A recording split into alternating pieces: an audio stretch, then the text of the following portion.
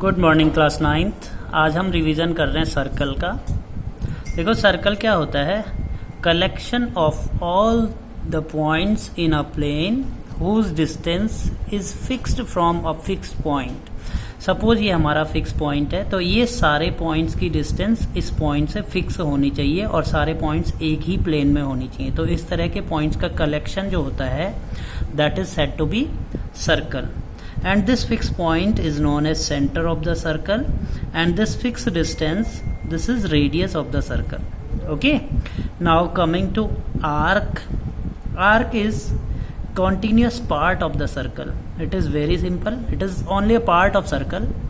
Chord is a line segment which divides the circle into two parts. You can see this line segment AB is dividing this given circle into two parts. This is smaller part in which it is divided, and this is bigger part. Now next is segment. Okay, segment is area between chord and corresponding arc. This is a minor part, this is called minor segment, and this is major part, this is called major segment. Next is sector.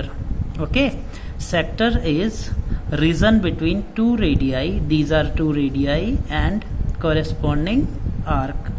Now again this is a smaller part, so this will be minor sector, and this is bigger part, this is major sector. Okay, this was all about terminology used in the chapter. Now we are coming to theorems. Theorem 10.1, it is equal chords of a circle subtend equal angles at the center. I have taken the circle with center O. I have done this in very short. This is circle with center O in which two chords AB and CD are equal. So I put the same marks on these. Okay, we have to prove angle subtended by these arcs. You can see angle subtended by arc AB is angle 1, and angle subtended by arc CD at center is angle 2. So we have to prove angle 1 is equals to angle 2. Now what is given? We have chord AB is equals to chord CD. These both chords are equal. Now proof. We are taking these two triangles in triangle AOB and triangle COD. Okay, AO is equals to OC, they are radii of the same circle. AB is equals to CD, these are equal chords, it is given. And BO is equals to DO, they are again radii of the same circle. Therefore triangle AOB is congruent to triangle COD. This is by triple S congruency. So we can say angle 1 is equals to angle 2, this is by CPCT. So we can say finally equal chords subtend equal angles at the center. Again theorem 10.2 is almost same, in which theorem 10.2 is if the angles subtended by the chords of a circle at the center are equal, then chords are equal.